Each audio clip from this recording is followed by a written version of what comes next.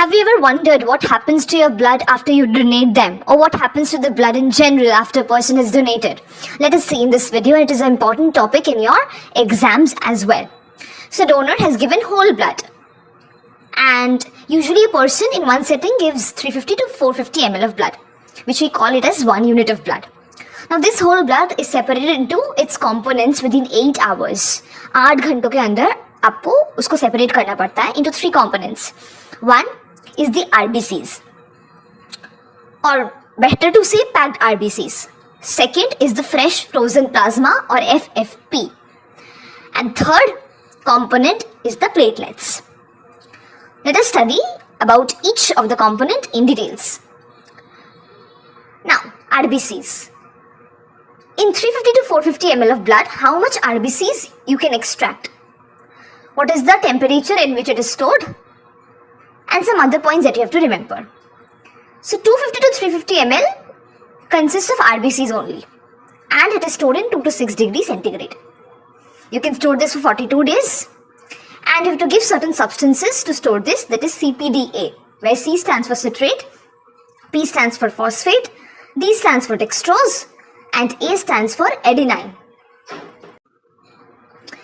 Another enzyme that is used to store RBCs is SAGM, where S stands for saline, A stands for adenine, G stands for glucose, and M stands for mannitol. So you can have CPDA, you can also have SAGM. Next, move on to FFP, that is fresh frozen plasma. In 1 unit of blood, we get around 150 ml of fresh frozen plasma, and the word says frozen, that then you have to store it in minus 18 degrees centigrade, and you can store this for 1 year. RBC was 250 to 350 ml, you can store that in 2 to 6 degrees centigrade and for 42 days, but here you can store for 1 year. So basically, if you take the fresh frozen plasma in one test tube and you centrifuge it, then the content that you get is called as cryoprecipitate. You must have heard about this word, cryoprecipitate. So this cryo-reduced plasma, after you have centrifuged the fresh frozen plasma, is called as cryoprecipitate. And cryoprecipitate contains fibrinogen, factor 8, factor 13, and Van Willebrand factor. Now let us study about the last component of the blood that a donor has given, that is platelets.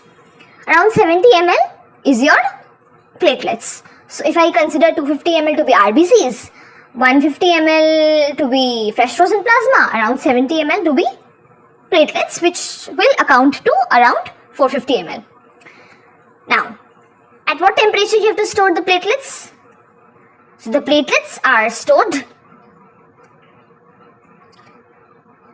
at 20 to 24 degrees centigrade. Okay?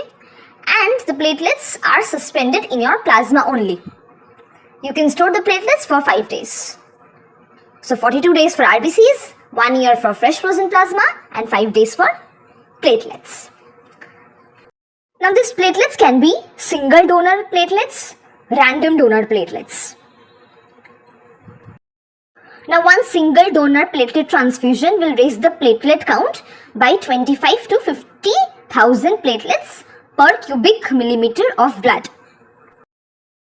And one point that you have to remember, that you have to transfuse 1 unit of blood for every 10 kg of body weight in case of platelets, and 2 to 4 ml of RBCs per kg body weight.